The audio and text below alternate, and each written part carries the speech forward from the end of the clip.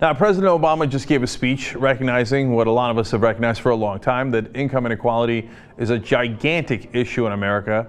And he says that it is, quote, a fundamental threat to us, and that he will, over the next 3 years, focus all of our efforts towards solving this issue, or at least combating it. Now, do I believe him? Generally speaking, no. And I'll tell you why. First of all, as The Hill explains, Democratic strategists, liberal economists, and political scientists questioned whether it marked a real shift in focus. Now, it's not just their opinion on that. There was literally not a single new proposal on how to fix this issue. Now, he did reiterate some old proposals, some of which are good. For example, increasing the minimum wage. Great, and that would be terrific. It's a small step, but a good step, a hearty step. Now, the Senate is working on that. My sense is the House Republicans might block it, but there's no reason to not try incredibly hard just because the House Republicans are there. And in fact, since you have a majority of the population significantly with you, well, what that would do is get people on your side, and if need be, defeat more Republicans so you can increase the minimum wage the next time, all right? Now, look, that's one of many, many ways to fight back, but here's his list. He says he's going to push for universal pre-K education, raising the minimum wage, as I said, infrastructure growth, and extending unemployment insurance. This is not what I would call an expansive list. Not very ambitious. I mean, you're going to deal with historic, record-breaking income inequality with a little extra pre-K education and a little bit more unemployment insurance? These are certainly not FDR-like ideas. This is not the New Deal. This is the, kind of a deal, a little tiny bit of a deal. It's not anywhere near good enough. Dean Baker, who is one of the founders of the Center for Economic and Policy Research, really respected economist in Washington, makes a great point. He said, it's not as if we can identify policies that he's been out there stumping for, that there were three things the president really wants to do, but Speaker John Boehner won't let him have them. See, think about how important that is. Now, we just showed you the tiny list of things that he'd like to kind of push for, okay? But there's no big to-do items there. There's nothing that's going to address the core of the issue. Now, for example, I think the core of the issue is that we've let the top 1% capture our government.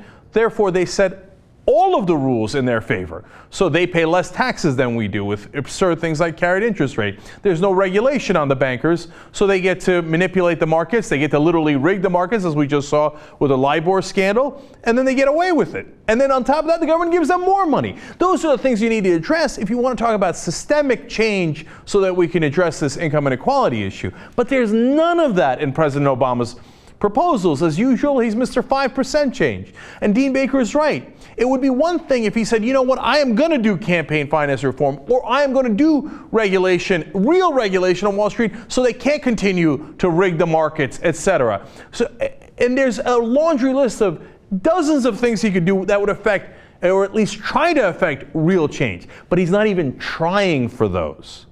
So all the apologists who say, oh, well, the House Republicans won't let him do it, well, except for raising the minimum wage, he's not even trying. All right. Now, by the way, why is he giving this speech now and pretending to have all of us focus on it? Because it's buzzing. It's got a lot of people talking in Washington. So over the last year, California, Connecticut, Rhode Island have raised the minimum wage. Over the last month, New Jersey and the District of Columbia have raised their minimum wage. And even Pope Francis denounced an economy of exclusion and inequality. And what does a studied politician like President Obama do? Well, if there's a rising tide towards a political issue, he jumps in it. He says, yes, oh, me. Oh, yeah. Oh, I hated income inequality before anyone else. Oh, yeah. Oh, are you going to do anything about it? I'm going to nick around the edges, you know. But in terms of real proposals, nothing. Now, listen to what he says here.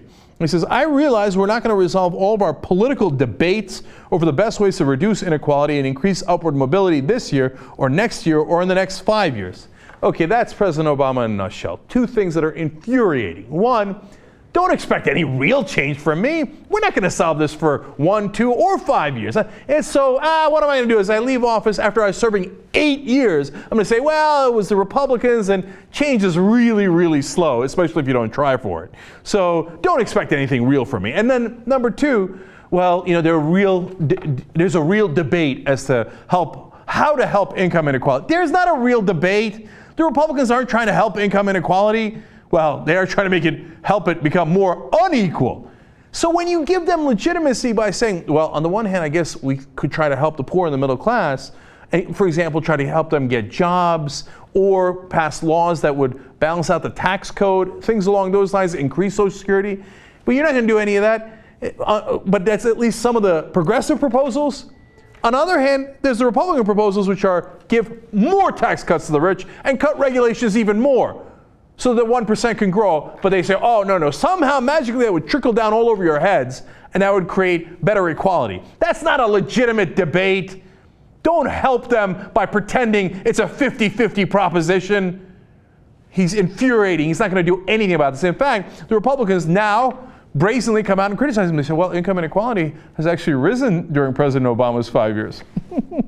But they're right. It has. Why? Because he followed largely very conservative economic policies. So then they turn around and go, see, you're an idiot for ever agreeing with us. You know what he did with President Bush's tax cuts? Oh, man, he got him, man. Taxes went up a little bit for the rich. No, he did what President Bush couldn't do. He made, revenue-wise, 94% of those tax cuts permanent. They had a sunset provision under Bush because he couldn't make them permanent because the Democrats fought back. Bush came in and told the Democrats, no, it's okay. We're going to raise it a tiny bit, but for 94% of the money, we're going to make them permanent. Change on the outside, continuity on the inside. So, yes, he's deeply conservative. And now the Republicans turn around and say, you see, this is the result of liberal policies. BS. All right, now look at this chart. Over the last basically 5 decades, and now we've shown you over and over that productivity has gone through the roof for the American worker, but you didn't get the rewards of that productivity. Top 1% had their income rise 271%. And how about the bottom 90%? 90% of us, only up 22% over 5 decades. Now, to give you a sense, and Mother Jones is this terrific calculator, they said, if you put in your current salary, if your income had risen at the same rate as the top 1%, what would it be today? So if you're making $40,000, if we had the same growth for the rest of us, it would have been $122,000. So instead of making $40,000, you'd be making $122,000. But you're not. That's because all the wealth went to the top 1%. And what's President Obama planning to do about it? Universal pre-K education. It's a worthy goal. It doesn't solve the issue at all. Look, 40,000, believe it or not, is actually high for the bottom 90%. And think about that concept. The bottom 90%. Do you know how much we make on average? $30,439 for that 90%. Now, if our wages had increased at the same rate as the top 1%, right now you'd be making $92,847. How depressing is it that the number is only 30,000 and it could have been 92,000, but they never did anything about it. Look, there was a while when productivity and workers' wages were rising at the same rate. It stopped abruptly in 1980 when the rules got changed by the government, those in power, to be in favor of the top 1%. This is not an accident. It is by design. President Obama was elected to bring us change, and he's brought us very, very little of that change.